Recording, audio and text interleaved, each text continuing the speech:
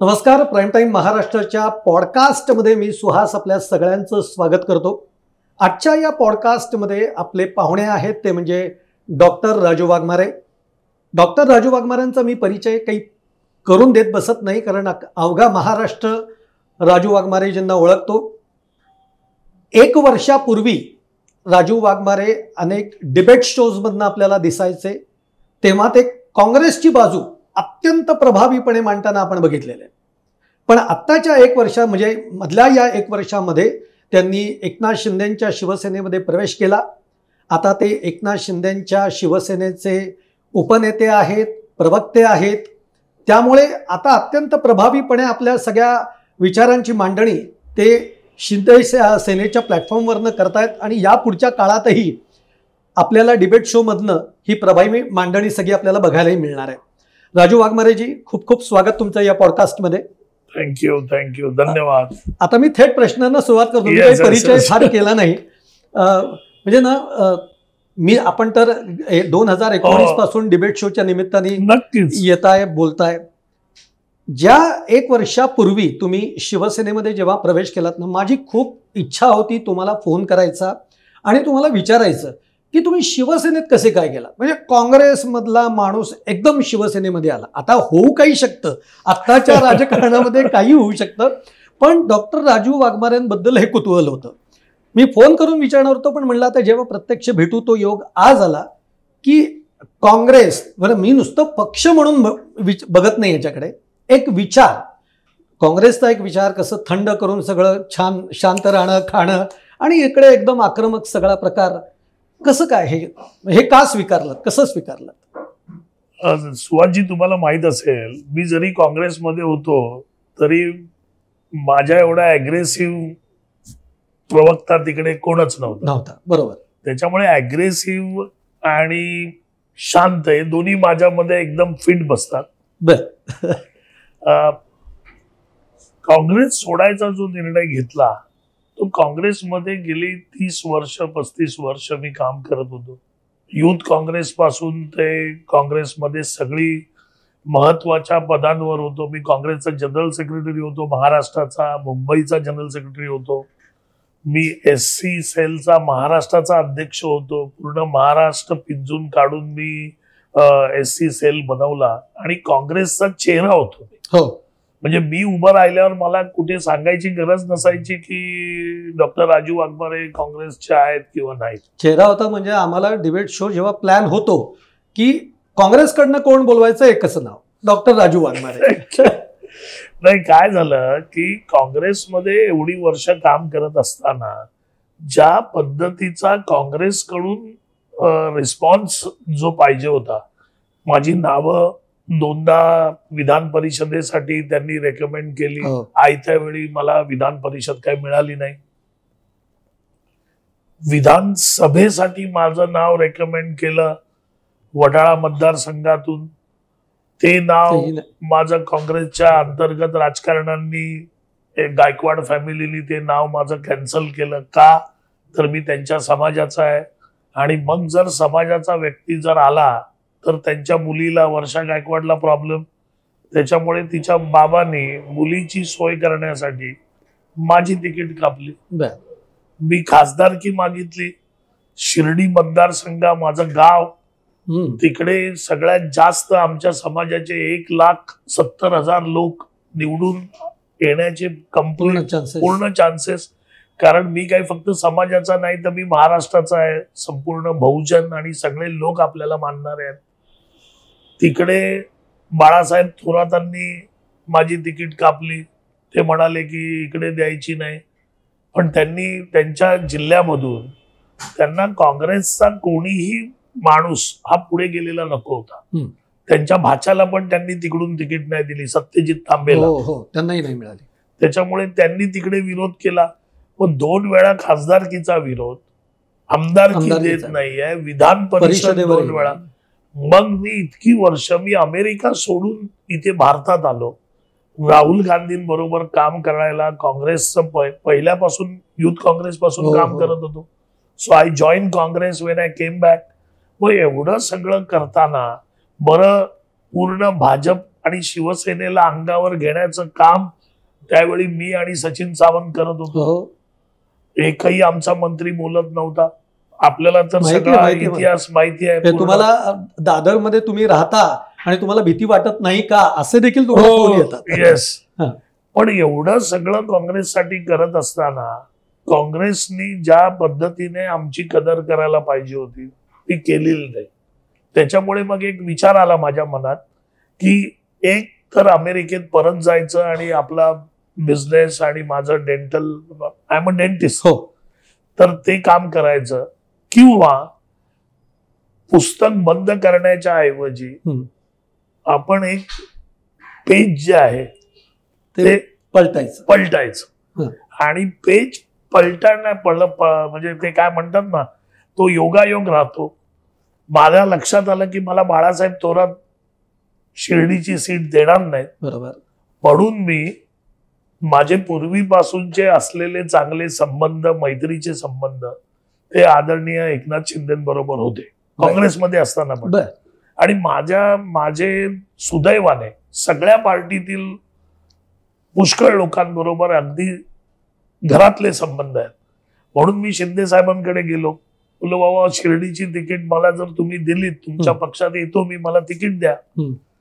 पण शिंदे साहेब मला त्यावेळी म्हणाले की त्यांनी ऑलरेडी 4 खासदारांच्या तिकीट कॅन्सल केल्या होत्या. भावना गवळीचे होते, तुमाने होते वगैरे. साहेब म्हणाले की अरे त्यांच्या एवढ्यांच्या कॅन्सल केल्यात, आता परत हे तिकीट जर कॅन्सल केलं तर मला थोडं पक्षामध्ये बरोबर नाही दिसणार, तर हे नाही होऊ शकत. तर मी म्हणालो ठीक आहे, नाही होऊ शकत, आपण नंतर बघू. So I went for that. पण साहेबांनी मग मला सांगितलं की आता तू माझ्या इकडे आलाच आहेस, तर तू मला का नाही जॉईन होत. तर मी म्हणाला अरे शिवसेना आणि आमच्यात, तर साहेब म्हणाले की शिवसेना जी मी आता पुढे नेतोय ही सगळ्यांना घेऊन जाणारी शिवसेना आहे.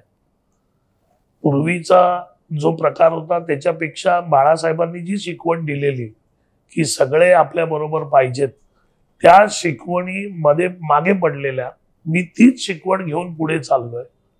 तर तू मला जॉईन हो. आणि तू मीडिया त्यावेळी थोडा वीक होता. साहेब म्हणाले तू मीडिया पूर्ण सांभाळ, तू आलास तर आम्हाला ताकद मिळेल आणि मला एक मीडियामध्ये एक चांगलं सहकार्य मिळेल. मी म्हणालो की साहेब तिकडे माझं तेच करत होतो आणि तिकडे आता माझा विधान परिषदेला 2दा गेलाय ड्यू, आता होईल. साहेब म्हणाले अरे ते सगळं सोड, विधान परिषद काय आहे ते मी बघतो, कारण मी हायकमांड आहे, तुमचे हायकमांड दिल्लीत असतात. आता एवढी वर्ष तू त्यांच्यावर विश्वास ठेवलास, त्यांनी काय तुला दिलं नाहीये. हे आम्ही पण दुसऱ्या पक्षात राहून आम्हाला पण वाटायचं की आज नाही तर उद्या राजू वाघमारे विधान परिषदेत किंवा विधानसभेत दिसतील, पण तुला काही त्यांनी दिलं नाही, तर तू आता माझ्यावर विश्वास ठेव आणि तू माझ्याकडे ये. आणि त्यावेळी सुभाषजी लोकसभेच्या आधी कोणीही जायला तयार नव्हतं. सगळेजण म्हणत होते की शिंदेचा एकही खासदार येणार नाही, बरोबर, महाविकास आघाडीचं सरकार येणार म्हणजे केंद्रात पण, आणि कोणच जायला तयार नव्हतं. त्यावेळी मी सगळ्या गोष्टी सोडल्या, काँग्रेसची कारकीर्द सोडली आणि शिंदे साहेबांवर विश्वास ठेवला आणि मी शिवसेनेमध्ये प्रवेश केला. वा. आता शिंदे साहेबांवर विश्वास ठेवून तुम्ही शिवसेनेत प्रवेश केला. आता काय वाटतं, म्हणजे आज जी एक शिवसेनेची स्थिती आहे ही पाहता, म्हणजे आपण त्याच्यावर बोलणार आहोत, पण मग आपण जो आलो आहोत हा तुमचा निर्णय तुम्हाला आज कसा वाटतोय? योग्य वाटतोय, कसा वाटतोय? नाही, मला हा निर्णय खूप योग्य वाटतोय. म्हणजे त्या निर्णयामध्ये अजिबात कुठे मला एक -1% पण असं वाटत नाही. कारण हा जो निर्णय मी घेतला, या निर्णयाच्या पाठीमागे कारण होती. कारण काँग्रेसची परिस्थिती मी आतून बघत होतो की काय परिस्थिती चालली आहे. कारण मी कोर कमिटीमध्ये होतो, मी डिसिजन मेकिंग मध्ये होतो. आतमधली भांडणं, आतमधला सगळा गोंधळ हे मला माहित होतं की काँग्रेसची परिस्थिती काय होणार आहे. आणि त्याच्या विरोधात शिंदे साहेब ज्या पद्धतीने मुख्यमंत्री झाल्यापासून जे काम करत होते, एवढा काम करणारा व्यक्ती आणि त्याच्याबरोबर आपल्याला काम करायची संधी मिळणार आहे, आणि तो जो निर्णय होता तो निर्णय अगदी माझा पक्का होता. म्हणजे माझ्या निर्णयाच्या बाबतीत मी तुम्हाला किस्सा सांगितला तर तुम्ही चकित व्हाल. सांगा. शिंदे साहेबांनी सांगितलं की तुम्ही जॉईन करा शिवसेना. मी विचार केला घरी जाऊन, कोणाशी बोललो नाही, रात्रभर विचार करत होतो. बोललो अरे साहेब बोलतायत, आता काय करूया. माझं पण चाललेलं अमेरिकेत परत जा किंवा, पण हा आयुष्यातला मोठा निर्णय होता, खूप मोठा निर्णय. मग मी विचार केला, मुला हा एवढा मोठा निर्णय आहे तर हा निर्णय स्वतः घ्यायचा. बर. कारण मी जर कोणाला विचारलं तर मला वाटलं नाही की कोण मला सांगेल की तू काँग्रेस सोड म्हणून. बरोबर आहे. कारण एवढी वर्ष तिकडेच होतो. त्याच्यामुळे सुहासजी, मी एकाही सहकार्याला सांगितलं नाही, माझ्या पत्नीला पण सांगितलं नाही. बर. घरात कोणालाच सांगितलं नाही. विचारांचं ते कन्फ्युजन होत. हो. आणि माझी एक इच्छा होती की एवढा मोठा निर्णय घेतोय, उद्या चांगला झाला तर त्याला जबाबदार मी, वाईट झाला कारण सगळे म्हणत होते शिंदे यांचं सरकार जाईल, पक्ष तुटेल, यांची परिस्थिती बिकट होईल. बोललो वाईट झाला तरी मी, बोललो मी साहेबांच्या शब्दावर विश्वास ठेवून चाललोय, मी कोणाला विचारणार नाही. मी ज्या दिवशी प्रवेश करणार त्या दिवशी माझ्या ड्रायव्हरला पण सांगितलं नाही की तू गाडी काढ. मी मित्राची गाडी बोलवली. मिसेसला सांगितलं एका मीटिंगला चाललोय, मित्राची गाडी बोलवली, त्याला सांगितलं मुलुंडला जायचंय. पुढे मग त्याला बोललो ठाण्याला जाऊया, जरा इकडे जाऊया, आणि त्याला आनंद आश्रम मध्ये घेऊन गेलो. त्याला बोललो आता कृपा करून कोणाचा फोन घेऊ नको, तुझा फोन स्विच ऑफ कर, कारण लोक बोलतील कुठे कुठे आहेत. आणि मग ज्यावेळी मी वरती जात होतो आनंद आश्रम मध्ये, वरती फर्स्ट फ्लोअर आहे तिथे पत्रकार परिषदेसाठी, साहेब पुढे होते, मी मागे होतो. त्यावेळी सुहासजी, मी माझ्या पीएला फोन केला आणि त्याला सांगितलं की सगळ्यांना सांग की टीव्ही लावा. क्या बात आहे. बर. मी बोलो सगळ्यांना सांग टीव्ही लावा, घरात सांग, आपल्या सगळ्या लोकांना सांग टीव्ही लावा, मेसेज ब्रॉडकास्ट कर की टीव्ही लावा. काय काय काय, अरे बोललो टीव्ही लावा ना, काय काय काय नाही. तर साहेब म्हणतात अरे काय तू टीव्ही, मी बोललो कोणालाच सांगितलेलं नाही, घरात ते बघणार, आता ते बघणार. आणि ठीक आहे. म्हणजे हे त्या काँग्रेसचं वातावरण तुम्ही सांगितलं. हे बघा, एकनाथ शिंदेच्या नेतृत्वाबद्दल प्रश्नच नाहीये. एकनाथ शिंदे काय पद्धतीने काम करतात हे अवघ्या महाराष्ट्राने बघितलंय. मुख्यमंत्री म्हणून सुद्धा 2.5 वर्षाचा काळ आपण सगळ्यांनी तो अनुभवलेला आहे. प्रश्न काय आहे की जे काँग्रेसमध्ये जे तुम्ही सांगितलं जे घडत होतं, म्हणजे काय अंतर्गत लाथाळ्या, आज सेम स्थिती कुठेतरी शिवसेनेच्या मध्ये आपल्याला तशा पद्धतीची लाथाळ्या म्हणता येणार नाही, पण आज कुठेतरी काही आमदार आपण म्हणूयात, मी आता त्यांची फार लगेच नावं घेत नाहीत, ती कदाचित पुढे येतीलही, पण ज्या पद्धतीने आरोप होत आहेत आणि ज्या पद्धतीने विधानं समोर येत आहेत त्यांची, कुठेतरी या सगळ्या प्रतिमेला शिवसेना म्हणून आज जे बाळासाहेबांच्या विचारांनी एकनाथ शिंदेजी पुढे घेऊन जाण्याचा प्रयत्न करतायत, हे कुठेतरी डॅमेज होत आहे, त्याला कुठेतरी डेंट बसतोय असं नाही वाटत आहे? नाही, डेंट बसतोय का तर बसतोय, आणि हे आदरणीय शिंदे साहेबांना पण माहिती आहे. म्हणून एकनाथ शिंदे साहेबांनी आमच्या ज्या कोर कमिटीची राष्ट्रीय म्हणजे आमची कार्यकारिणीची जी बैठक होती त्याच्यामध्ये शिंदे साहेबांनी स्पष्ट सांगितलं की कृपा करून माध्यमांशी कमी बोला, कामातून त्यांना उत्तर द्या, कॅमेरा कोण घेऊन आला म्हणून आपण बोलायला पाहिजे अशातला भाग नाहीये, तर कृपा करून कमी बोला आणि अशा पद्धतीने वागू नका किंवा बोलू नका, नाहीतर मला तुमच्यावर कारवाई करावी लागेल, ती वेळ येऊ देऊ नका. म्हणजे इतक्या स्पष्ट शब्दात शिंदे साहेबांना पण ते त्यांचं वागणं पटलेलं नाही आणि त्यांनी त्या पद्धतीने अगदी स्पष्ट सांगितलं की असं वागणं मला पसंत नाहीये, तुम्ही काळजी घेतली पाहिजे. तुमचे व्हिडिओ बाहेर येत आहेत, या गोष्टी करू नका आणि उत्तरं देता. पण तरी कोणी ऐकलं म्हणजे आता संजय शिरसाटांना एवढं सगळ्यांना म्हणजे त्यांनी सांगितलं तरी संजय शिरसाटांनी परत एकदा जे काही वक्तव्य करायचं ते केलंच की आपल्या बापाचा थोडीच पैसा आहे वगैरे वगैरे. हे परत त्याच्यानंतर झालेलं आहे. माझं म्हणणं काय आहे माहिती का की अजित पवारांच्या राष्ट्रवादीमध्ये सुद्धा अशा पद्धतीचे 2 घटना घडल्या. एक धनंजय मुंडेंना तर राजीनामाच द्यावा लागला. पण आत्ताच्या काळामध्ये माणिकराव कोकाटेंचं आपण बघितलं, त्यांना खाते बदल झाला, तो झाला. पण अजित पवारांनी हे दाखवून दिलं की महायुती म्हणून जेव्हा असे कोणी काही करतं आहे तर महायुतीला त्याचा धक्का बसू नये, आम्ही कारवाई केली. पण एकनाथ शिंदेच्या शिवसेनेकडनं हे झालं नाही. म्हणजे तुम्हाला सांगतो आज आपले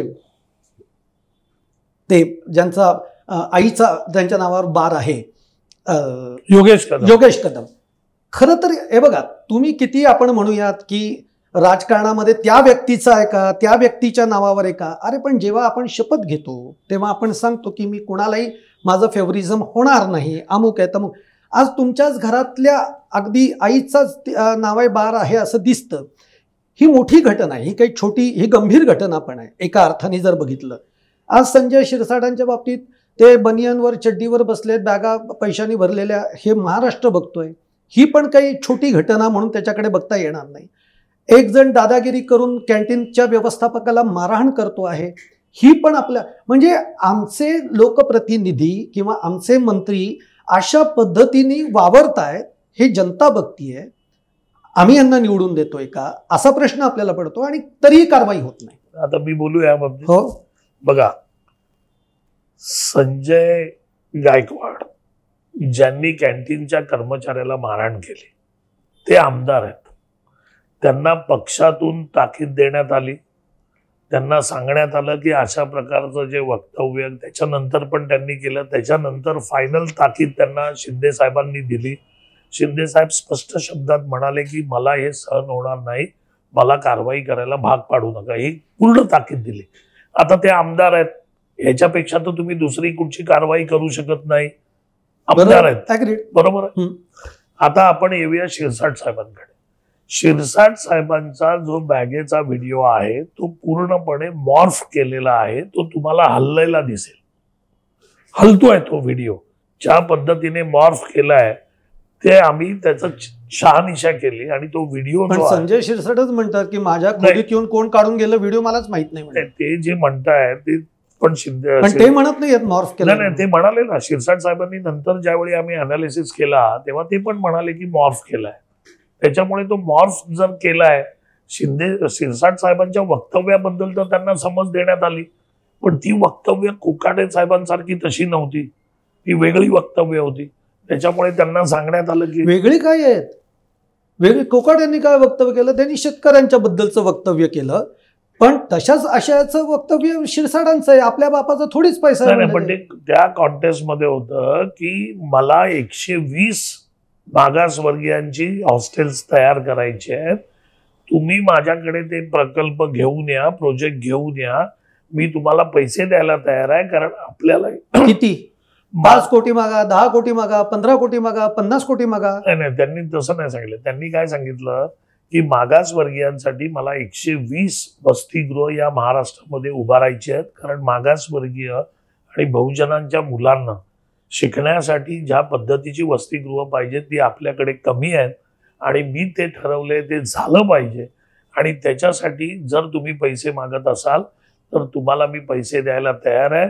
माझ्या बापाचं काय चाललंय, सरकारचा पैसा आहे, पण मी तुम्हाला तो वसतिगृहाच्या कॉन्टेस्ट मध्ये ते म्हणाले. त्याच्यामुळे त्यांची कारवाई काय त्याच्यावर झाली नाही. आता राहिला प्रश्न योगेश कदमांचा. आता आपण स्वतः म्हणालात काय आहे, आता योगेश कदम आत्ता मंत्री झाले. योगेश कदम 25 वर्षापूर्वी छोटे असताना त्यांच्या घरच्यांनी हा बार चालू केलेला. त्याचा परवाना योगेश कदमांच्या नावावर नाहीये. तो जर परवाना योगेश कदमांच्या नावावर असता तर योगेश कदमांनी राजीनामा द्यायला पाहिजे, पण परवाना योगेश कदमांच्या नावावर नाही आहे. एक. दुसरा, जो बार ते त्यांच्या घरच्यांचा बार आहे, त्या बारमध्ये उद्या एखादी गोष्ट वाईट घडली तर त्याला योगेश कदमांना आपण पकडू शकत नाही, कारण तो बार ज्यांच्या मालकीचा आहे, परवाना ज्यांच्या नावाचा आहे, त्यांना आपण जबाबदार कायद्याने पकडतो. तिसरा मुद्दा असा की बारचं परमिट महाराष्ट्र शासन देतं. आपण महाराष्ट्र शासन म्हणून हे बारचं परमिट देतोय, हा एक बिझनेस आहे. आता योगेश कदम फॉर्च्युनेटली त्या खात्याचे राज्यमंत्री आहेत, म्हणून त्यांनी तो गृहराज्य ज्याच्या अंतर्गत या सगळ्या गोष्टी येतात. बरोबर, पण म्हणून त्यांनी तो बार बंद करायचा का? तो बिझनेस आहे. आणि जर तो बार ऑर्केस्ट्राचं लायसन्स मागे का घेतलं? नाही, मी सांगते, येतो त्याच्याकडे. कसं आहे की बार जर वाईट आहे तर मग महाराष्ट्राने सगळे बार बंद करायला पाहिजेत. हा धंदा आहे. आणि याच्यामध्ये, या बिझनेसमध्ये असं आपण म्हणू शकत नाही की या दारू विकतायत म्हणून हा बिझनेस चुकीचा आहे, कारण तो आपण स्वतः महाराष्ट्र शासन परमिशन देत आहे. त्याच्यामुळे त्यांनी असं काही वाईट केलेलं नाही, किंवा त्यांनी स्वतः उघडला, त्यांनी स्वतः वेगवेगळ्या गोष्टी केल्या. आता ते जे लायसन वगैरे घेतलं तर त्याचे वडील आहेत, त्यांचे वडील आहेत, त्या काळात तो त्यांचा बार होता, त्यांनी ते लायसन वगैरे रद्द केलं. त्याचा आणि आता केलं ते, पण त्याचा आणि योगेश कदमांचा अर्थार्थी काही संबंध नाही. विरोधकांनी तो संबंध जोडण्याचा प्रयत्न केला आणि त्याच्यामुळे त्यांच्यावर आम्ही काही कारवाई शिंदे साहेबांनी काही केलेली नाही. शिंदे साहेबांनी पाठराखण केली. पाठराखण ह्याच्यासाठी कशी केली आणि त्याच्यातनच दुखावले गेले महायुतीमध्ये भाजप किंवा देवेंद्र फडणवीस. म्हणजे शिंदे साहेब असं म्हणाले, योगेश तू काही काळजी करू नको, मी तुझ्या पाठीशी आहे, तुझे वडीलच तुझ्या पाठीशी आहेस असं समजू नको, मी तुझ्या पाठीशी आहे.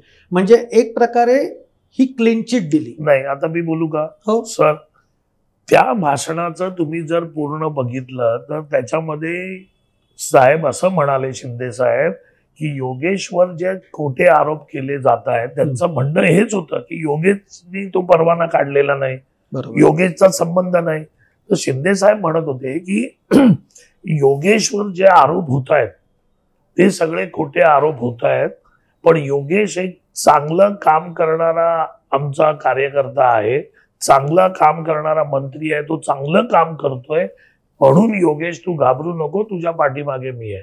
आता तो चांगलं काम करणारा आहे हे काही लोकांनी ते दाखवलंच नाही.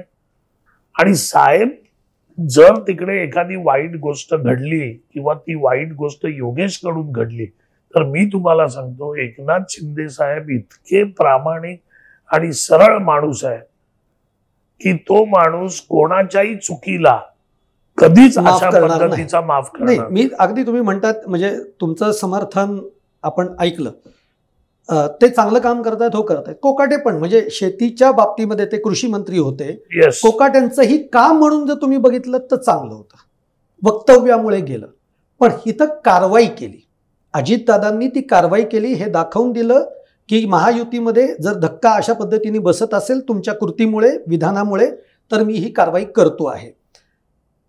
म्हणजे हा प्रश्न मी का विचारला तुम्हाला सांगतो की अजित पवार आणि देवेंद्र फडणवीस हे सध्या जवळ येत आहेत. म्हणजे खरं तर देवेंद्र फडणवीस आणि एकनाथ शिंदे जे 2022 मध्ये रात्री अपरात्री भेटत होते, वेषांतर करून भेटत होते, मित्र होते, त्यांनी मग जुळवून आपलं सरकार आणलं, त्याच्यानंतर अजित पवार आले. म्हणजे खरं तर सगळी मैत्री आणि हे, पण अशा पद्धतीमुळे होतंय काय की आता एकनाथ शिंदे जरा बाजूला गेल्यासारखे झाले आणि अजित पवार आणि देवेंद्र फडणवीस म्हणजे मुख्यमंत्री म्हणून असे जवळ आले, कारण आम्ही कारवाई करतोय, आम्ही दाखवून दिलंय. मला तरी असं वाटत नाही, कारण मी आहे साहेबांबरोबर. एकनाथ शिंदे साहेब आणि देवेंद्र फडणवीसांचे संबंध अगोदर होते तेवढेच चांगले आहेत. ते तुमचे मैत्रीपूर्ण सगळ्यांचेच असतात. नाही, पण तशा पद्धतीने पण जवळ लांब असं काही नाही महायुतीमध्ये. तिघेही जण पण आता जी चर्चा आहे की, आता मी तुम्हाला अगदी क्लिअरच सांगतो, येस, जी काही चर्चा आहे की एकनाथ शिंदे नाराज आहेत, एकनाथ शिंदेच्या बाबतीमध्ये भाजप म्हणूयात, मुख्यमंत्री म्हणूयात, देवेंद्र फडणवीस म्हणूयात, की त्यांना दाबण्याचा प्रयत्न होतोय, त्यामुळे एकनाथ शिंदे हे वेळोवेळी नाराज होतात. आता अगदी तुम्हाला उदाहरणच द्यायची झाली तर तुमच्या OSDच्या नेमणुकीपासूनची मी उदाहरणं देऊ शकेन. पालकमंत्रीचा वाद हा आहेच आहे, आमदारांना फंड मिळत नाही हे आहेच आहे. हे जे सगळं कशाला, आता नगर विकास खात्यातनं जो निधी आहे त्याच्यावर सुद्धा चेक पॉइंट, म्हणजे आता माझी सही असल्याशिवाय, माझ्या नजरेखालनं गेल्याशिवाय तो निधीचं वाटप ते कुणाला होतंय, किती होत आहे, त्याच्या मागचं कारण काय हे विचारलं जाणार आहे. म्हणजे इतकं जेव्हा त्याला चेकपॉइंट केलं जातं, म्हणजे त्याच्यावर सगळे चेकपोस्ट लावले जातात, तेव्हा चित्र तर हेच दिसतंय की एकनाथ शिंदेंना कुठेतरी आता नाही. बघा, एक लक्षात घ्या, शिंदे साहेब काम करणारी व्यक्ती आहे, त्याच्यामुळे त्यांना ते काम करत राहतात.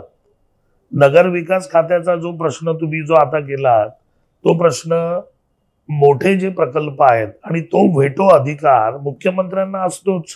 तिथंच तो गोची आहे. नाही, मुख्यमंत्र्यांना असतोच. त्याच्यामुळे कुठची फाईल किंवा कशी जे मोठे प्रकल्प असतात ते जरी नगर विकास खातं असलं तरी ते मुख्यमंत्र्यांकडे जातच. बरोबर, तुम्ही त्या वेटोच्या ह्याच्यावरनं बोललात, तोच मुद्दा आहे. उत्तम ते विरार सागरी सेतू आहे, बरोबर आहे. 87,000 कोटींचं ते आधीचा तो प्रकल्पाची ती रक्कम होती, बरोबर. आता मुख्यमंत्र्यांनी आपला वेटो अधिकार वापरून एक तर आता पुढे येऊच आपण की जी एक बैठक घेतली, त्या बैठकीला स्वतः एकनाथ शिंदे हजर राहिले नाहीत. खरं तर त्यांनी हजर राहायला पाहिजे होतं, पण ती 87,000 कोटीची रक्कम मुख्यमंत्र्यांनी 52,000 कोटींवर आणली की याच्यातच हे काम होतं, व्हायला पाहिजे. ही रक्कम कुठली, ही एवढी वाढीव रक्कम कसली? बरं, या बाबतीत जर तुम्ही म्हटलं तर याच्या आधी L&Tच्या बाबतीतलं एक प्रकरण तुम्हालाही माहिती आहे. L&Tनी कोर्टामध्ये केस केलेली होती की जे प्रकरण मेगा इंजिनिअरिंगला गेलं तिथंही 3,000 कोटी जास्त होते, ते 3,000 कोटी कमी करून घेतले. असे जे सगळे गोष्टी आहेत की ज्याच्यामुळे एकनाथ शिंदेची पूर्ण अडचण झाली. नाही, बघा, एक लक्षात घ्या, प्रकल्प जे असतात त्या प्रकल्पाची इच्छा मंत्र्यांनी व्यक्त केली किंवा डिपार्टमेंटनी सांगितलं की अशा पद्धतीचा प्रकल्प होणं गरजेचं आहे आणि त्याच्यावर आणि साहेब काय म्हणतायत की पायाभूत सुविधा महाराष्ट्रामध्ये सगळ्यात जास्त झाल्या पाहिजेत. आज जो महाराष्ट्र पायाभूत सुविधामध्ये 1 नंबरवर आहे त्याला कारण आदरणीय एकनाथरावजी शिंदे साहेब. जेवढे स्थगित प्रकल्प होते या महाराष्ट्रात महाविकास आघाडीच्या काळातले, अटल सेतू घ्या, कोस्टल रोड घ्या, मेट्रोचे प्रकल्प घ्या, समृद्धी महामार्ग घ्या, हे सगळे प्रकल्प पूर्ण करण्याचं काम ठराविक कालावधीमध्ये त्याच्यासाठी पूर्ण ताकद देण्याचं काम जर कोणी केलं असेल तर ते एकनाथ शिंदे साहेब. अग्रीड. त्याच्यामुळे हा जो प्रकल्प तुम्ही म्हणताय हा पण इन्फ्रास्ट्रक्चर प्रोजेक्ट आहे.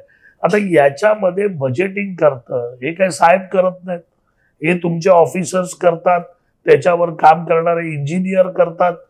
त्यांनी का केलं किंवा त्यांच्याकडून का झालं, हा जो टेक्निकल इश्यू असतो तो टेक्निकल इश्यू अधिकाऱ्यांचा आणि डिपार्टमेंटचा असतो. त्याचा आणि मंत्र्यांचा तसा संबंध येत नाही, कारण मंत्री सांगतात की बाबा मला हा मार्ग करायचा आहे, मग त्या मार्ग करत असताना त्याच्यामध्ये काय अडचणी आहेत, त्याच्यामध्ये काय लागेल काय नाही लागेल ते सगळं घेऊन येतात आणि ते सांगतात सर आम्ही आता एवढं केलं, याच्यामध्ये हा बजेट आहे, याच्यामध्ये या पद्धतीने करायचं. तो बजेट चुकला का हे जे आहे तर ते मंत्र्यांचंच काम आहे ना. नाही, बजेट बनवायचं बघा, तुम्ही मंत्री आहात, मी जर का हे बजेट सगळं डिझाईन केलं, येस, मी काय 100 कोटी 50,000 कोटी हे माझ्याकडनं डिझाईन झालं, तर तुम्ही हे कुठली बाबा एवढी रक्कम? हे होतं ना, पण ते प्रत्येक ऍटम वाईज तर कोण जात नाही प्रत्येक प्रकल्पामध्ये, कारण एवढे बिगेस्ट प्रकल्प पण एवढे मोठे प्रकल्प जरी असले तरी इन्फ्रास्ट्रक्चरच्या प्रोजेक्ट्स मध्ये इन डेप्थ त्याच्यामध्ये वेगवेगळ्या परिस्थिती असतात, वेगवेगळे मटेरियल्स यूज होतात, वेगवेगळ्या गोष्टी असतात, तर त्याच्यामुळे एवढं कोण जात नाही. आपण काय मंत्री जे जातात ते बाबा हे एवढं आहे या पद्धतीने झालं पाहिजे, म्हणजे हे डिपार्टमेंटचा प्रश्न आहे. याच्यात एकनाथ शिंदेचा काही प्रश्न नाही. एकनाथ शिंदेचं काय आहे की हे जे काम आपण हातात घेतलंय ते पूर्ण झालं पाहिजे. त्याच्यासाठी दिवस रात्र तुम्ही जा, आणि रस्त्यावर उतरणारा मुख्यमंत्री, रस्त्यावर उतरणारा मंत्री असा झालाच नाही महाराष्ट्रात. त्याच्यामुळे ते जे काम करतात ते तडफेने करतात, अगदी अंतःकरणापासून काम करणारे व्यक्ती आहे. त्याच्यामुळे आता हे डिपार्टमेंटचं काम आहे. आता त्या डिपार्टमेंटनी घाईघाईत काय निर्णय घेतले, काय झालं काय नाही झालं. आता टेंडरिंगचं तुम्ही L&Tचं म्हणताय, त्याच्यामध्ये काय झालं, आता हे शेवटी जे टेंडर वगैरे प्रोसिजर आहे हे डिपार्टमेंट करतं. ठीक आहे. त्याचा आणि एकनाथ शिंदेचा काय संबंध? राजू वाघमारेजी, तुमच्याकडनं मला म्हणजे तुम्ही खूप स्पष्ट बोलता, सडेतोड बोलता, म्हणून मला आता या प्रश्नाचं उत्तर तुमच्याकडनं तसं अपेक्षित आहे.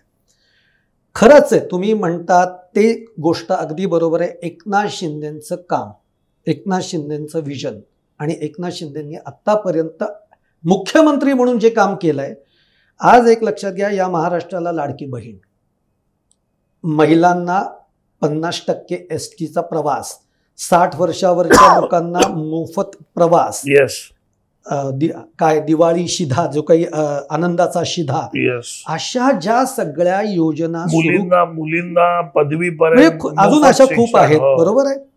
मी खरंच सांगतो की या योजना आजही महाराष्ट्राच्या प्रत्येक माणसाच्या मनात आहे.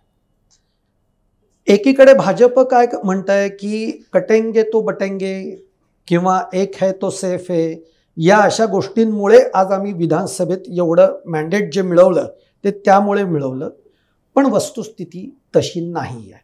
ती खरं तर एकनाथ शिंदेंनी ज्या पद्धतीच्या या योजना आणल्या त्याच्यामुळे ती आहे.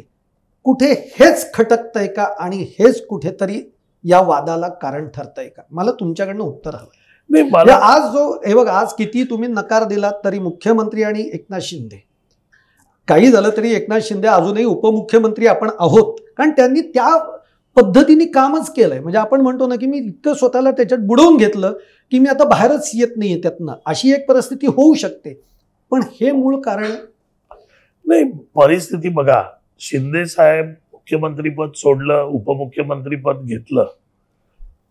पद जे आहे, शिंदे साहेब नेहमी, एकनाथ शिंदे साहेब नेहमी म्हणतात की मला जे पद आहे त्याचं मला काहीही नाही. मला महाराष्ट्रातल्या लाडक्या बहिणींनी जे पद दिलंय, जी पदवी दिली, लाडका भाऊ, ती पदवी माझ्यासाठी सगळ्यात मोठी आहे. मला मुख्यमंत्री उपमुख्यमंत्री याचा माझा काही संबंध नाही, मला काही फरक पडत नाही.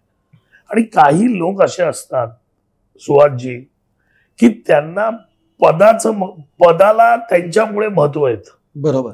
त्यांना पद असलं काय नसलं काय, त्यांचं काम आणि त्यांचं काम करण्याची पद्धत एवढी उत्तुंग असते की त्यांना काही त्याचा फरक पडत नाही. त्या पंक्तीत मोडणारे एकनाथ शिंदे आहेत.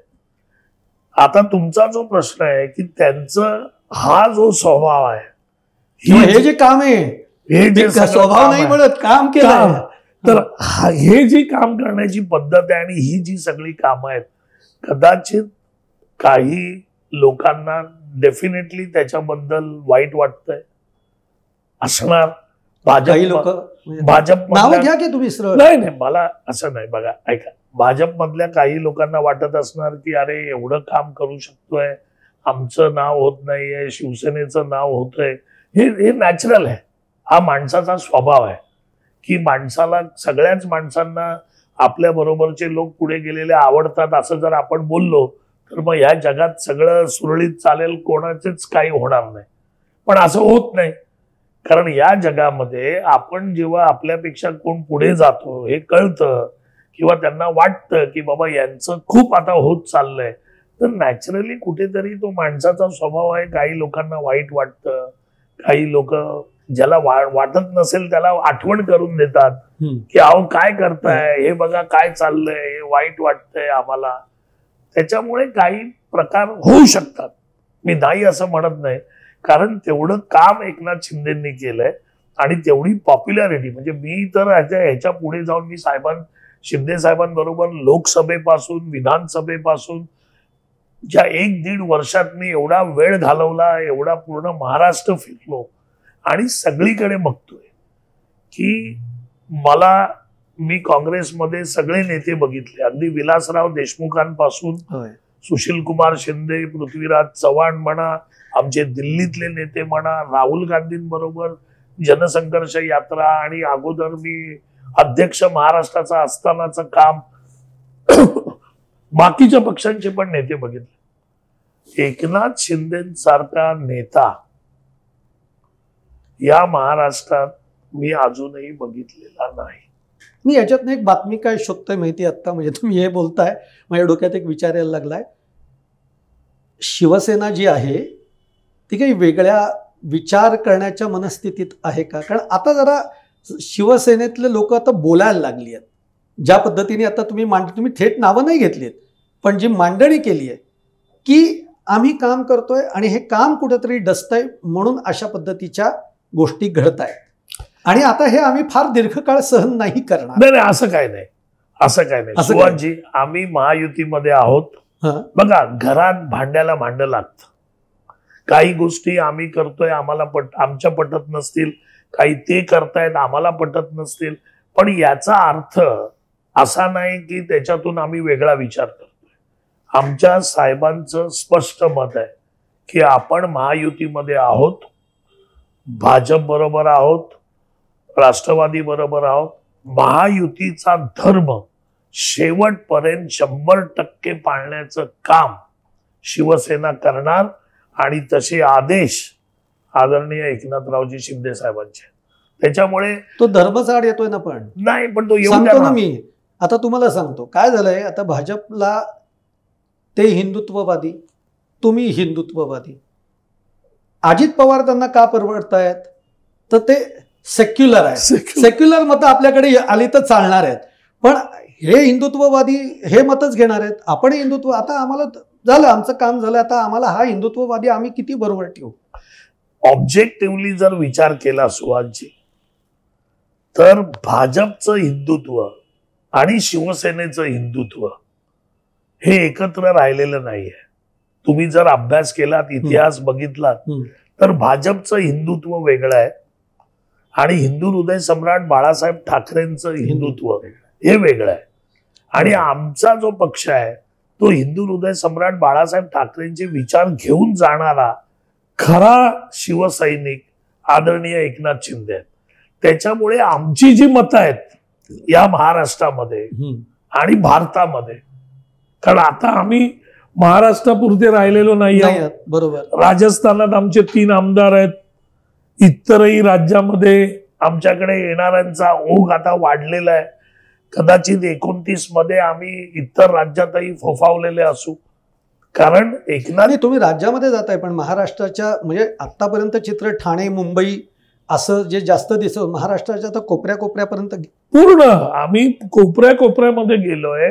आणि हे जाऊ शकलो आम्ही कारण जो आमचा चेहरा एकनाथ शिंदे साहेब त्यांच्यामुळे. आज पवार साहेबांनंतरचा जर महाराष्ट्रात कोण जननेता असेल, कोण जननायक असेल, जननेता असेल, त्याला लोकनाथ म्हणा, काही म्हणा, जर कोण असेल तर ते एकनाथ शिंदे. एवढी पॉप्युलॅरिटी आज महाराष्ट्रामध्ये एकनाथ शिंदे नाही. ते माणूस जिथे जातात कोणाला सांगावं लागत नाही. अगदी लहान मुलापासून ते मोठ्यांपर्यंत सगळे क्राऊड आहे. म्हणजे एवढं खेचण्याचं काम एकनाथ शिंदे साहेबांनी केलं. आता आम्हाला काय म्हणायचं आहे की आपण तो मुद्दा माझा राहिला की भाजपचं हिंदुत्व वेगळं आहे, आमचं हिंदुत्व हिंदू हृदय सम्राट बाळासाहेब ठाकरेंचं.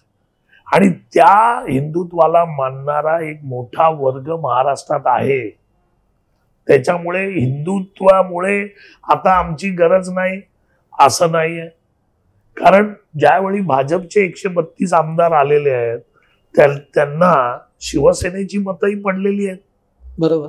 आणि भाजपने जेवढ्या सीट जास्त लढवल्या त्या जास्त लढवून ते 132 आमदार आलेत. त्याच्यात आमचं पण योगदान आहे ना. त्याच्यामुळे भाजपचंच योगदान आहे असं म्हणता येणार नाही. आणि आमच्या सीटमध्ये पण भाजपचं योगदान आहे हे आम्ही कबूल करतोय. पण आम्ही किती सीट लढवल्या? आम्ही 80 सीट लढवल्या. आमच्या निवडून किती आल्या? 60. स्ट्राईक रेट बघितला तर तो आमचा जास्त आहे. त्याच्यामुळे आम्हाला मानणारा वर्ग, आमच्या हिंदुत्वाला मानणारा वर्ग आणि आमचं हिंदुत्व सर्वव्यापी सगळ्यांना बरोबर घेऊन जाणारं हिंदुत्व आहे. आणि ते या महाराष्ट्राच्या पुरोगामी परंपरेला बरोबर घेऊन जाणार. मग हा सुरू कुठनं झाला मुद्दा? तर नाराजी, एकनाथ शिंदेची नाराजी किंवा देवेंद्र फडणवीस आणि त्यांच्यामधलं सध्याचं कोल्ड वॉर. पण मग हे सगळं जर तुम्ही म्हणताय तसं जर चांगलं चित्र आहे तर मग एकनाथ शिंदे वारंवार नाराज का होतात? मग ते दरेगावात का जातात? आता तर त्यांनी दिल्ली वाऱ्या केलेल्या आहेत, त्या 3दा केलेल्या आहेत, एकदा सोडून ते 3दा गेल्या. बरं इतकं घायकुतीला येऊन की आता मला हे सांगायचंय सगळं, अशा याच्यानी ते दिल्लीला गेलेले. नाही, पण मला असं वाटतं की हे मीडियाचं परसेप्शन आहे की मला काही सांगायचंय म्हणून गेले. आता बघा, ते सहकुटुंब कोण सांगायला जात नाही, त्यांनी पण बंद दाराआड चर्चा दोघांमध्येच झाली आहे. नाही, पण सहकुटुंब ज्यावेळी आपण पंतप्रधानांना भेटायला जातो त्यावेळी तिथे कोणाची तक्रार करायचा काही प्रश्न येत नाही, कारण ते वातावरण वेगळं आहे, तक्रारीचं वातावरण वेगळं असतं. हाच पूर्ण कुटुंबाला घेऊन माननीय पंतप्रधान नरेंद्र मोदींना भेटले. आणि राजकीय नेता ज्यावेळी मोठ्या नेत्याला भेटतो त्यावेळी त्यांची चर्चा होतेच ना सर. आता हा जो शब्द आहे, हा या शब्दामुळे सगळा गोंधळ होतो. बंद दाराआड चर्चा. आता आपली चर्चा चालू आहे, दरवाजा बंद आहे. बरोबर. आता आपण समोर कॅमेरे आहेत, आपण वेगळं काही बोलत नाही. आणि कोणी दोन व्यक्ती मोठ्या बोलत असताना नॅचरली आहे ना, प्रायव्हसी मध्येच बोलणार. आता बघा, बंद दाराआड नाही, ते बंद दाराआड काय चर्चा आहे तुम्हाला एक बंद दाराआड आठवतंय ना? हो, आठवतं. उद्धव साहेबांचं. हो, ते चांगलं, ते सगळ्या महाराष्ट्राला आठवतं. पण काय याच्यातला मुद्दा काय माहिती का, की सध्या शिवसेनेवर एक टांगती तलवार आहे, ती म्हणजे नाव आणि चिन्हाची, ज्याचा आता सुनावणी सुरू होईल. जी 20 ऑगस्टला होणारी होती ती 1 महिना पुढे ढकलली गेली आहे. पण निकाल आता लागण्याच्या मोडवर आहे. भूषण गवई सरन्यायाधीश सुद्धा म्हणालेत की पुढच्या 3-4 महिन्यामध्ये याचा निकाली काढलं गेलं पाहिजे हे सगळं. त्यामुळे कुठे भाजपची जी डिलिंग पॉवर आहे किंवा जी सध्या तुमच्या की बघा, तुमच्या डोक्यावर ही टांगती तलवार आहे, तुमचं नाव आणि चिन्ह अजून तुमचं नाही आहे, हे कोर्ट काय निकाल देईल याच्यावर सगळं, म्हणून भाजपची ही सगळी पॉवर वाढती महाराष्ट्रामध्ये. नाही, पण मला एक असं वाटतं की भाजपच्या चांगल्या काळात पण एवढे भाजपचे आमदार निवडून आले नव्हते. बर, तुम्ही संख्या ऑब्जेक्टिव्हली, म्हणजे मी शिवसेनेचा मुख्य सहप्रवक्ता आहे म्हणून हे बोलतोय अशातला भाग नाही. एक ऑब्जेक्टिव्हली आपण ओपन चर्चा करतोय. 2014 मध्ये भाजपचा जो चढता काळ होता त्याच्यामध्ये भाजपचे किती आमदार आले? आय थिंक 103-104 असे काही. बरोबर, एवढे आले नव्हते आले. त्याच्यानंतरच्या काळात परत थोडे कमी झाले. बरोबर. आताच्या काळात वाढले. त्याला काहीतरी कारण आमचं आहे ना, आमचा पण हातभार आहे ना. म्हणजे आज जे पीक आलंय त्या पिकाला आमचे पण घाम, रक्त, पाणी सगळं सांडलेलं आहे. त्याच्यामुळे अशा पद्धतीने जर तुम्ही म्हणताय की भाजप आमच्या डोक्यावर तलवार किंवा दबाव करण्याचा प्रयत्न करत असेल, असं आमचं मत नाहीये. आमच्यामध्ये सगळं ऑल बेल आहे. पण भाजप कशाला करेल? कारण भाजपला पण कळतंय ना की काय होतंय ते. उद्या आमचं नुकसान झालं तर ते भाजपचं नुकसान आहे, ते अजित पवारांचं नुकसान आहे. किंवा अजित पवारांचं झालं तर ते अजित पवारांचं फार नुकसान नाहीये. ते काय काका आणि ते परत एकत्र येतील, ते ऑलरेडी एकत्रच आहेत, फक्त एकत्र येतील ते सगळ्यांच्यासाठी. आमचं नुकसान झालं तर भाजपचं नुकसान होणार, किंवा भाजपचं नुकसान झालं तर आमचं होणार. मग आमच्या दोघांना पण हे कळतंय, तर आम्ही कशाला एकमेकात भांडू आणि आमचं एवढं नुकसान करू की जेणेकरून. नाही, भाजपचं नुकसान होणार नाही. आता उद्धव ठाकरेंच्या पण गाठीभेटी फडणवीसांच्या वाढल्या आहेत, आदित्य ठाकरेंच्या वाढलेल्या आहेत. पण कसं आहे की जरी आदित्य ठाकरे आणि उद्धव ठाकरेंच्या गाठीभेटी वाढल्या, पण आज रस्त्यावरचा जो कार्यकर्ता आहे, जो सच्चा शिवसैनिक आहे, जे लोकांचं पाठबळ पाहिजे, लोकांचा जो तुम्हाला प्रेम पाहिजे, ते आज या उभाटाकडे राहिलेलं नाही.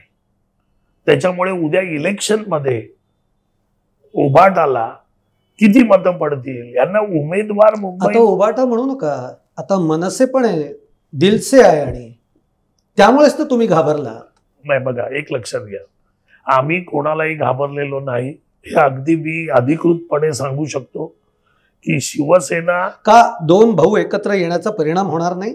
अगदी स्टॅटिस्टिक सर्वे आहेत, आज किती 35 ते 38% मराठी मतं आहेत, यातली आपण असं जरी धरलं 25 ते 27% वळतील असं सर्वे सांगतोय. सर्वे तर जास्तच सांगतोय. मला एक सांगा, हे सर्वे जे हे 2 भाऊ येताना करतायत, हे सर्वे पण मॅनिप्युलेट आहेत.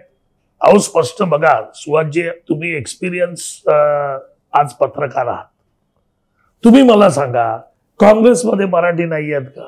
आहेत ना, आहेत, चांगल्या प्रमाणात आहेत. हो हो, भाजपमध्ये मराठी नाही आहेत, शिवसेनेत मराठी आहेत, समाजवादीमध्ये मराठी आहेत. बरोबर. त्याच्यामुळे मराठीची जागीर किंवा मराठीचा वसा फक्त उभाटा ब्रँड नाही, ऐका ना, मी त्याच्याकडे येतो. उभाटा आणि मनसेकडे आहे का? तर नाही. हा पहिला मुद्दा आहे. दुसरा, ठाकरे ब्रँड आहे. कोण आहे ठाकरे ब्रँड? हिंदू हृदय सम्राट बाळासाहेब ठाकरे. अगोदर पण होता, आजही आहे, पुढची 100 वर्ष हिंदू हृदय सम्राट बाळासाहेब ठाकरे हाच ब्रँड राहणार. पण उद्धव ठाकरे किंवा राज ठाकरे हा ठाकरे ब्रँड होऊ शकत नाही. कसं? अरे ते तर बायोलॉजिकल आहे. तुम्ही तर म्हणताय आम्ही विचारांनी बाळासाहेबांचे विचार आहे. उद्या खरंच हे दोघं आल्यानंतर शिवसेनेची तर गोचीच होईल. अच्छा बघा, आता मी बोलू. एक लक्षात घ्या की सुनील गावस्कर खेळत होता म्हणून रोहन गावस्करला शेवटी त्याची निवड झाली का? नाही झाली. सचिन तेंडुलकर आज अख्ख्या भारतातला भारतरत्न, सगळ्यांच्या दिलावर राजा असणारा दैवत क्रिकेट. बरोबर. पण सचिन तेंडुलकर तसा होता म्हणून अर्जुन तेंडुलकरला आपण टीम मध्ये घेतोय का? पण असं घेतोय का? मला पूर्ण करू द्या. नाही घेत. अर्जुन तेंडुलकर सचिन तेंडुलकरचा बायोलॉजिकल आहे, पण त्याला टीम मध्ये घेतला का? नाही घेतला. रोहन गावस्करला घेतला का? नाही घेतला. त्याच्यामुळे राजकारणात, खेळात शेवटी तुमची इंडिव्हिज्युअल कॅपॅसिटी काय आहे, तुम्ही काय देऊ शकता, काय करू शकता, याला महत्व आहे. आणि म्हणून तुम्हाला दरवाजे उघडतील का? तर तुम्ही हिंदू हृदय सम्राट बाळासाहेब ठाकरेंचे सुपुत्र आहात. त्यांचे सुपुत्र आदित्यजी ठाकरे आहेत किंवा त्यांच्या भावाचा सुपुत्र आदरणीय राज ठाकरेजी आहेत.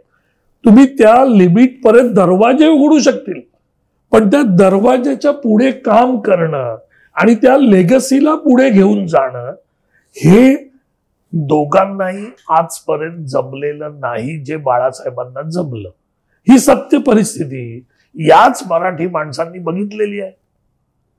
जर बायोलॉजिकल असतं तर राज ठाकरे पण त्या बायोलॉजिकल त्यांच्या वंशावळीमध्ये आहेत. राज ठाकरेजींनी पक्ष सोडून 12 वर्ष झाली. किती लोकांनी, मराठी लोकांनी राज ठाकरेंना मतदान केलं, राज ठाकरेंच्या सभांना गर्दी केली.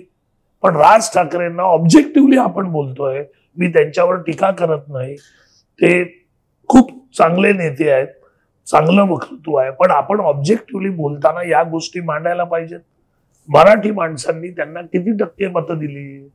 नाही दिली. उद्धव ठाकरे साहेब बाळासाहेबांनंतर त्यांनी वसा घेतला, त्यांना दरवाजे उघडल्या गेले, ते शिवसेना प्रमुख झाले पक्षाचे. पण उद्धव ठाकरेंना किती आमदार निवडून आणू शकले? तुम्हीच तर पळवले, म्हणजे एकनाथ शिंदेंनीच तर पळवले. बरोबर, आम्ही 40 पळवले. किती आमदार पळवून, म्हणजे त्यांनी किती आमदार निवडून आणले? 52. बरोबर. आम्ही किती निवडून आणले शिवसेनेच्या नावावर? 60. बरोबर. कमी जागा लढून. ज्यावेळी ह्यांनी 52 आमदार, त्यांनी खासदार किती निवडून आणले? 9. बरोबर. शिवसेने तुम्ही किती आणलेत? एकनाथ शिंदेंनी 7 का 8? 7. आम्ही 7 निवडून आणले, पण आम्ही जागा पण कमी लढलो ना सर. आज पण ते अर्ध मेले करून टाकलात ना तुम्ही त्यांचा पक्ष. भाजपनी तुम्ही सगळ्यांनी मिळून ठाकरे. तो वेगळा मुद्दा आहे. आपण कुठच्या मुद्द्यावर बोलतोय? बायोलॉजिकल. जर 2 ठाकरे एकत्र आले तर आम्हाला त्याचा परिणाम होणार नाही, कारण पुरोगामी महाराष्ट्रामध्ये मराठी माणसांनी मतदान केलेलं आहे. ते त्या महाराष्ट्राच्या प्रगतीला, त्यांना मिळणाऱ्या सुखसोयींना, महाराष्ट्राला पुढे घेऊन जो जातो. बघा, मराठी माणूस भावनिक आहे, सगळं आहे म्हणतो आपण, पण तो ज्यावेळी इलेक्शनच्या बूथ मध्ये जातो ना, त्यावेळी तो विचार करतो की बाबा मला एंटरटेन करणाऱ्या किंवा मला घोषणा देणाऱ्या किंवा मला आवडणाऱ्या माणसाला मी मतदान करू की मला महाराष्ट्रात पुढे घेऊन जाणाऱ्याला मतदान करू, हे तो ठरवतो. आणि म्हणून जे तुम्ही म्हणताय हे सर्वे बिरवे सब काही नाही, मराठी माणसाला पुढे घेऊन जाणाऱ्या, महाराष्ट्राला पुढे घेऊन जाणारा माणूस पाहिजे. आणि तो माणूस महाराष्ट्राला एकनाथ शिंदेच्या स्वरूपात मिळालेला आहे. आता मग दूध का दूध पाणी का पाणी काही दिवसांमध्ये होईल.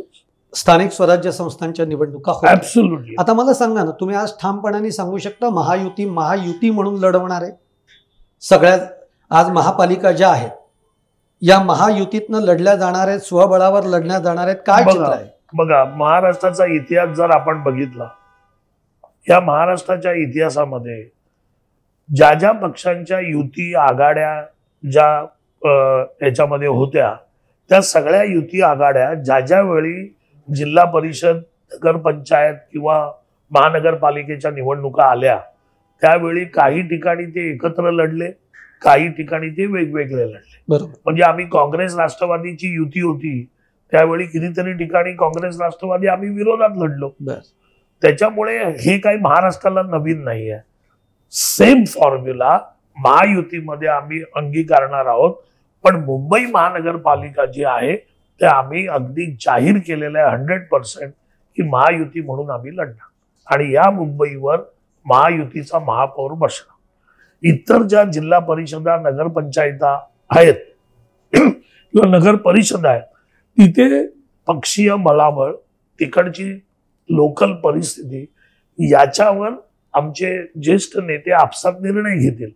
पण मुंबई महानगरपालिका महायुती म्हणून आम्ही लढणार, हे मी दोन ठाकरे एकत्र आल्यामुळे आता ही स्थिती आली. नाही, त्याच्या आधीच बघा, मराठीचा मुद्दा आत्ता आला. त्याच्या आधी आम्ही डिक्लेअर केलेला आहे की महायुती म्हणून आम्ही एकत्र लढणार. त्याच्या मी परत एकदा सांगतो साहेब, दोन ठाकरे जे एकत्र आले ना, हा प्रश्न कोणाला आता काय पडलेला नाहीये. नाही पडला याच्यासाठी की मराठीच्या मुद्द्यावर खरं तर शिवसेना, एकनाथ शिंदेंनी ज्या पद्धतीने या पक्षाने आक्रमक व्हायला पाहिजे होतं, तो मुद्दा या दोन ठाकरेंनी उचलला. तुम्हाला त्याच्यावर काहीही करता आलं नाही, बोलताही आलं नाही. बघा, आम्ही स्पष्ट सांगितलं, हा पहिली गोष्ट मराठीचा मुद्दा नाहीच आहे. यांनी काय केलं, हिंदी सक्ती नको, मराठीचा मुद्दाच नाही. पण हे कुठं तुम्ही प्रभावीपणे काय आम्ही सांगितलं ना, मराठीची सक्ती या महाराष्ट्रामध्ये उद्धव ठाकरेंनी केली का, तर ती केली नाही. ती कोणी केली? ती महायुतीने केली. ती एकनाथ शिंदेंनी सांगितलं की आपल्याला मराठी सक्तीची पाहिजे. यांनी जो मुद्दा उचलला आणि दाखवायचा प्रयत्न केला की मराठीच्यासाठी आम्ही एकत्र येतो. आणि आता बघा, ही सगळं जे काय म्हणतात त्याला नरेटिव्ह सेट करणं किंवा ते दाखवणं, आता इलेक्शन होईपर्यंत हे दोन्ही ठाकरे एकमेकाच्या घरी काय जातील, एकमेकाला भेटतील काय, कारण ते जर केलं नाही तर ते न्यूज मध्ये राहणार नाही. आणि न्यूज मध्ये राहण्यासाठी त्यांना हे करणं भाग आहे. आता ते राजकीय एकत्र येतात की नाही, हा बेस्टची पतपेढी ते एकत्र लढवत आहेत.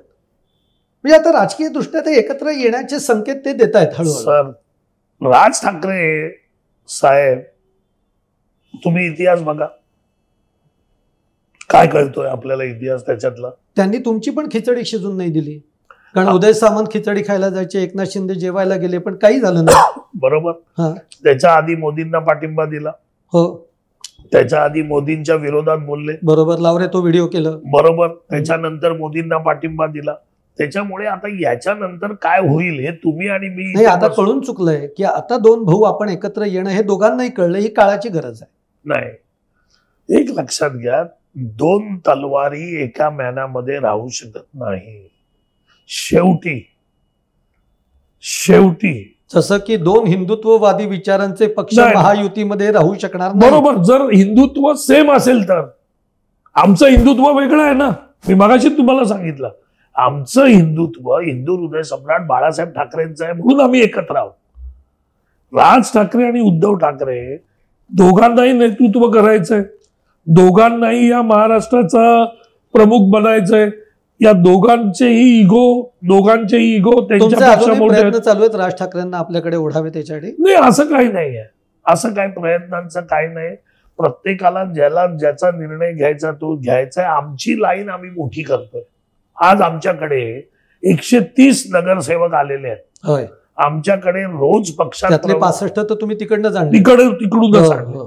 पक्षात येणाऱ्यांचा ओघ वाढलेला आहे. महाराष्ट्राच्या कानाकोपऱ्यातून लोक आमच्याकडे येत आहेत. काँग्रेसचे लोक येत आहेत, राष्ट्रवादीचे लोक येत आहेत. त्याच्यामुळे आम्ही आमची लाईन मोठी करायचा प्रयत्न करतोय. आम्हाला दुसऱ्यांकडे बघायला वेळ नाही. त्यांची लाईन कमी करायचा पण प्रयत्न करत नाही. त्यांना काय करायचं ते तुम्ही खात्रीशीर सांगताय मुंबई महापालिका तुम्ही महायुतीतनं लढवताय? 1,00,000% मी पक्षाचा मुख्य सहप्रवक्ता आहे. मी जे बोलतो ते शिवसेना बोलते. कारण भाजपला मुंबई महापालिकावर आपली सत्ता पाहिजे, त्यांना आपला महापौर बसवायचा. एक लक्षात घ्या, महायुतीचा महापौर बसणार, महायुतीचाच महापौर बसणार. आम्ही वेगळे लढत नाही. ठाण्याचं काय चित्र? आम्ही एकत्र लढू तिकडे पण. ठाण्यातही हो, ठाणा मुंबई आम्ही एकत्र लढू. बाकीच्या ज्या जिल्हा परिषदा महानगरपालिका आहेत तिकडचा जो विषय असेल त्या विषयाप्रमाणे आम्हाला निर्णय घ्यावा लागेल आणि त्याच्याप्रमाणे आमचे नेते निर्णय घेतील. पण मुंबई महानगरपालिका महायुतीचाच महापौर तुम्हाला बसलेला दिसणार. ठीक. आता अगदी म्हणजे खरं तर हा प्रश्न विचारावा का नाही असा एक मला प्रश्न पडला. कारण दिल्लीमध्ये जी एक चर्चा रंगली होती एकनाथ शिंदेजींच्या दिल्ली दौऱ्याच्या निमित्ताने, सध्या जे काही सगळं महायुतीमध्ये आहे त्याच्यावरनं ही चर्चा आहे. म्हणून हा प्रश्न खरं तर विचारावा का नाही मला माहीत नाही. पण एक गोष्ट नक्की या सगळ्या स्थितीवरनं असं वाटतं की आगामी काळामध्ये महाराष्ट्राच्या राजकारणामध्ये काही भूकंपासारखा धक्का बसू शकतो. तो महायुतीतला असूही शकतो. एकनाथ शिंदेजी कदाचित या सगळ्या जी काही घुसमट सध्या जी सुरू आहे, ज्याला तुम्ही नकार देताय पण जी आहे त्यांच्या दृष्टीनं असं वाटतंय, दिसतंय, जाणवतंय, त्यामुळे कदाचित एकनाथ शिंदेजी असंही म्हणतील की बाबा हे सरकार चालू देत, आम्ही आहोतच, फक्त आम्ही बाहेरनं तुम्हाला पाठिंबा देतो, अशी एक चर्चा दिल्लीच्या वर्तुळात आहे. मला असं वाटतं की जे कोण अशी चर्चा करत असतील एकतर पॉलिटिकल IQ त्यांचा कमी असला पाहिजे. कारण असं करण्या इतपत काही परिस्थिती पण नाहीये. महायुतीमध्ये ज्या प्रमाणात मीडिया किंवा इतर विरोधक दाखवण्याचा प्रयत्न करतायत की आमच्यात भांडणं आहेत, आम्ही बाहेर पडू वगैरे वगैरे, हे काहीही नाही. गुण्या गोविंदाने सगळे एकत्र आहेत. हे सरकार आणायला आमचा पण तितका खूप कार्यभाग आणि आमची मेहनत आणि एकनाथ शिंदे साहेबांचा चेहरा हे तुम्हाला विसरता कामा नये की महायुतीने ही निवडणूक विधानसभेची ही एकनाथ शिंदे साहेबांच्या चेहऱ्यावर अधिकृतरित्या लढवलेली आहे. अगदी त्याच्यामुळे त्याचा पुनरुच्चार सगळ्यांनी वारंवार केलेला आहे. त्याच्यामुळे सरकार आणायला आमचं योगदान खूप आहे. त्याच्यामुळे आम्हाला बाहेर पडायचा काय प्रश्न आहे, आमच्यात काही भांडण. पुढची 5 वर्ष महायुतीचं कसं चालणार आहे आपण? अगदी गुण्या गोविंदाने महायुतीचं चालणार. महाराष्ट्राची प्रगती जी गेल्या उद्धव साहेबांच्या काळात आणि काँग्रेसच्या काळात महाराष्ट्राला जे 50 वर्ष मागे घेऊन जाण्याचं काम झालं, ती 50 वर्ष एकनाथ शिंदे साहेबांनी तर भरून काढलीत.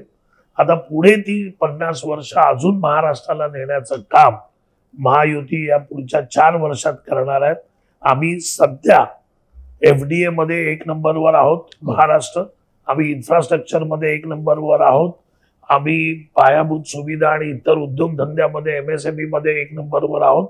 तर सगळ्या बाबतीत महाराष्ट्राला कसा पुढे नेता येईल, आमची लाडकी बहीण, लाडका भाऊ, ज्येष्ठ नागरिक, समाजातील प्रत्येक घटकाला तो आज जिथे आहे तिथून त्याचं जीवनमान कसं उंचावू हे करण्याचं काम आणि आम्ही करून दाखवलंय 2.5 वर्षात. आणि आता आम्ही करतो. आणि त्याच्या आधी देवेंद्र फडणवीसांनी 14ला मुख्यमंत्री असताना त्यांनी पण करून दाखवलं. त्याच्यामुळे आमच्या पाठीमागे काम करण्याचा महाराष्ट्राची प्रगती करण्याचा, सामान्य माणसाला वरती नेण्याचा इतिहास आहे, आम्ही करून दाखवलेला आहे. त्याच्यामुळे लोकांचा विश्वास आहे आमच्यावर की आम्ही हे करू शकतो. आता बाकीच्यांवर विश्वास नाही, फक्त भावना असतील तर लोक मग तसं जात नाहीत. महाराष्ट्रीयन माणूस, मराठी माणूस कितीही जयघोष केला तरी ज्यावेळी ते बटन दाबताना तुमची प्रगती होत असेल तरच बटन दाबतो, हे त्यांनी दाखवलं. आता बटनाचं त्या बटन दाबल्यानंतर मत कुठे जाणार आहे, व्हीव्हीपॅटच तुम्ही काढून टाकलेला आहे. नाही, एक लक्षात घ्या बघा, ज्यावेळी काँग्रेस जिंकली लोकसभेमध्ये त्यावेळी ईव्हीएम बद्दल एकाने चकार शब्द काढला नाही, व्हीव्हीपॅट बद्दल कोण बोललं नाही. कर्नाटकमध्ये काँग्रेसची सत्ता आली त्यावेळी राहुलजी अजिबात काही बोलले नाहीत की एवढे निवडून का आले. पण ज्यावेळी काँग्रेस हारते, ज्यावेळी विरोधक हारतात, त्यावेळी त्यांना एस्केप गोड आपण म्हणतो की कोणावर तरी ते खापर फोडणं गरजेचं आहे, ब्लेम गेम. आणि मग तो ब्लेम गेम चालू होतो हारल्यावर. मग either VVPAT, either EVM machine किंवा याद्यांमधले घोळ. त्याच्याशिवाय ते कबूल कसं करणार लोकांपुढे की आम्ही हारलोय म्हणून. हारलोय हे लोकांपुढे कबूल करायला पण जिगर लागते, ती जिगर त्यांच्याकडे नाहीये. त्याच्यामुळे त्यांना एस्केप गोटच पाहिजे, कोणतरी मळीचा बकरा बनवायचा. मग निवडणूक आयोग, ईव्हीएम मशीन, मतदार याद्या, हा घोळ तो घोळ एवढंच बोलणार, ह्याच्या पलीकडे करणार काय. बर, मी खरंच संपवणार होतो पण दोन विषय, फक्त दोन प्रश्न घेतो, म्हणजे ते काँग्रेसबद्दलच आपसुक आले म्हणून. तर तुम्ही काँग्रेसमध्ये इतके 35-38 वर्ष तुम्ही काँग्रेसचा काळ सगळा बघितलेला आहे. आजची काँग्रेस महाराष्ट्रातली प्रामुख्याने तुम्हाला काय वाटतं? कारण सपकाळ जे तिकडे आले प्रदेशाध्यक्ष म्हणून, पण काही प्रभाव फारसा काही दिसला नाही महाराष्ट्रावर. इव्हन असं कळतंय की अंतर्गत देखील नाराजी खूप आहे त्यांच्या बाबतीमध्ये, जे महत्वाचे मुद्दे उचलायला पाहिजे त्याच्यावर काही काम होत नाहीये. कसं पाहताय? मी काँग्रेसमध्ये, तुम्हाला माहिती आहे काँग्रेसची स्थिती आहे ना, मी काँग्रेसमध्ये असताना पण आम्हाला कळत होती की काय स्थिती आहे. आम्हाला काँग्रेसचं ऑफिस चालवायला आमच्याकडे पैसे नव्हते. आज या मंत्र्यांनी दिले, उद्या त्या आमदारांनी दिले, त्याच्यावर आम्ही सगळं चालवत होतो आता यंदाच्या काळात. अशी परिस्थिती. बघा, एक लक्षात घ्या, काँग्रेसची स्थिती असं व्हायचं कारण असं की तुम्ही महाराष्ट्रातले सगळे पक्ष बघा.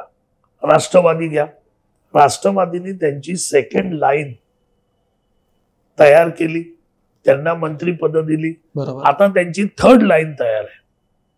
शिवसेनेने सेकंड लाईन तयार केली, त्यांची थर्ड लाईन आता तयार आहे. काँग्रेस हा एकमेव पक्ष असा आहे की त्यांनी सेकंड लाईन तयारच केली आणि त्याचे बळी आम्ही आहोत. आता काय झालंय की काँग्रेसचे वरचे नेते आहेत, पण सेकंड लाईन आणि थर्ड लाईन तुम्ही तयार न केल्यामुळे काँग्रेसकडे ना कार्यकर्ते राहिलेत ना नेते राहिलेत. आता जेवढे निवडून आलेले जे 44 लोक जर तुम्ही बघाल, त्याच्यातले नाना पटोळे आणि 1-2 लोक जर तुम्ही सोडले, विकास ठाकरे आहे, नाना पटोळे आहे, असे 2-4 नाही, हे 2-4 आमदार सोडले. जेवढे निवडून आलेले आहेत हे सगळे संस्थानिक आहेत, सगळे. म्हणजे तुम्ही जेवढे निवडून आलेले तेवढे बघा, त्यांच्याकडे भरपूर आहे, तेच निवडून आलेले आहेत आणि ते भरपूर काँग्रेसने दिलेलं आहे आणि त्याच्या जीवावर ते निवडून आलेले आहेत. याचा अर्थ काय की तुमच्याकडे सर्वसाधारण कार्यकर्ता, सर्वसाधारण आमदार होणारा, त्याला तुम्ही चान्सच दिला नाही. तुम्ही ती काँग्रेस मारून टाकली. आजची परिस्थिती तुम्हाला सांगतो, मुंबईमध्ये काँग्रेसमधून उभं राहायला तुमच्याकडे उमेदवार नसणार आहे. आज काँग्रेसच्या ऑफिसमध्ये, मुंबई काँग्रेसच्या ऑफिसमध्ये त्या वर्षा गायकवाडनी तर काँग्रेस विकून टाकले. म्हणजे आमची वडाळ्यामधून मी तयारी करत होतो गेली 15 वर्ष, वडाळ्याची काँग्रेसची सीट शिवसेनेला उभाटाला देऊन टाकली. अशा कितीतरी सीट वर्षा गायकवाडनी विकल्या, अशा कितीतरी सीट बाळासाहेब थोरात अध्यक्ष असताना त्यांनी विकल्या. त्याच्यामुळे काँग्रेसची स्थिती खूप वाईट आहे. तुम्हाला सपकाळ जे अध्यक्ष आहेत, माझा मित्र आहे तो, म्हणजे काँग्रेसमध्ये असताना, पण ज्यावेळी त्याची निवड झाली मला कमीत कमी 250-300 फोन आले असतील. डॉक्टर साहेब हा कोण आहे? बरोबर आहे. हा सपकाळ कोण आहे?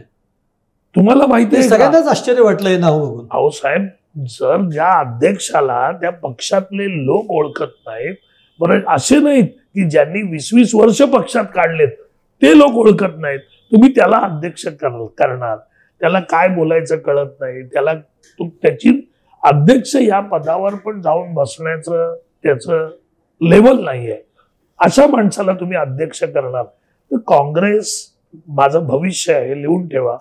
जी उत्तर प्रदेशमध्ये गेली 15-20 वर्ष काँग्रेसची जी स्थिती आहे तीच स्थिती काँग्रेसची या महाराष्ट्रात येणाऱ्या 15 ते 20 वर्षात असणार आहे. कारण तुमच्याकडे नेतेच नाही. कोण नेता महाराष्ट्रामध्ये उभा राहील? अहो, ज्यावेळी भाजपच्या विरोधात काँग्रेस होती, हे सगळे होते ना, बाळासाहेब थोरात होते, त्यावेळी इतर सगळे हे वडेट्टीवार वगैरे हे सगळे लोक होते. कोण बोलत होतं? एक जरी जण बोलत होता, आम्हीच बोलत होतो. बरोबर. आणि आता तर 29 पर्यंत अर्धी काँग्रेस भाजप शिवसेनेमध्ये गेलेली असेल. काँग्रेस नावाला इकडे राहील. जे युपी मध्ये काँग्रेसची हालत झाली, कारण काँग्रेसचा इतिहास आहे, 3 वेळा जर काँग्रेस हारली तर काँग्रेस संपते त्या राज्यात. तुम्ही सगळी राज्य काढून बघा, माझा अभ्यास आहे या सगळ्या गोष्टी. 3 वेळा युपी मध्ये 3 वेळा हरली, तिथं संपली. मध्य प्रदेशमध्ये 3 वेळा हरली. हा इतिहास आहे. त्याच्यामुळे हे सगळ्या ज्या गोष्टी आहेत, गुजरातमध्ये हरली 3 वेळा, तेच झालं. तीच परिस्थिती आज महाराष्ट्रात होती. त्याच्यामुळे काँग्रेस इतिहास जमा इकडे होणार आहे. राहिला प्रश्न इतर पक्षांचा, आरपीआय वगैरे तर आपल्याला माहिती आहे, संपल्यात जमा आहेत. आज शिंदे साहेबांकडे आणि आमच्यासारखे दलित, आज अनुसूचित जातीचे लोक किंवा बहुजन समाजाचे लोक शिवसेनेत आल्यामुळे पुष्कळ दलित समाज हा आमच्याकडे बघून आज येतोय, शिवसेनेमध्ये यायला तयार आहे. आणि त्याला शिंदे साहेबांचा चेहरा आश्वासक वाटतोय की ही व्यक्ती आम्हाला न्याय देऊ शकते, आणि त्यांनी तसं काम दाखवून दिलंय. त्याच्यामुळे बघा, वर्षा बंगला बांधल्यापासून आजपर्यंत वर्षा बंगल्यामध्ये बौद्ध भिक्षू कधी गेले नव्हते. शिंदे साहेबांनी बौद्ध भिक्षूंना त्यांच्या बंगल्यात, वर्षा बंगल्यात आणलं, पूजा केली. हे पहिल्यांदा झालं, पहिल्यांदा घडलंय. त्याच्यामुळे आज त्या समाजाला पण वाटतं की शिंदे साहेब आपला आश्वासक चेहरा आहे, आणि त्यांनी आमच्यासारख्यांना पुढे आणलं. आज आम्ही जे पक्षामध्ये आहोत त्या धर्तीवर शिवसेनेकडे बघण्याचा दृष्टिकोन या महाराष्ट्राचा आणि इतर बहुजन समाजाचा बदललेला आहे. त्याच्यामुळे मी मगाचपासून सांगतोय की हिंदू हृदय सम्राट बाळासाहेबांचं हिंदुत्व वेगळं आहे आणि ते आमच्याकडे आहे. त्याच्यामुळे आम्हाला भीती नाही. ओके, डॉक्टर राजू वाघमारे, तुम्ही खरंच वेळ काढून आलात आणि इतक्या खूप आपण सगळ्या जवळपास अनेक गोष्टींना स्पर्श आपण केलात. आणि इथे थांबताना एक मात्र नक्की की तुम्हाला आमच्याकडनं आम्ही शुभेच्छा नक्की देऊ की डॉक्टर राजू वाघमारे हे आम्हाला विधान परिषदेवर गेलेले तरी दिसतील, विधानसभेमध्ये दिसतील. थँक्यू. येस. ओके, धन्यवाद. धन्यवाद. थँक्यू.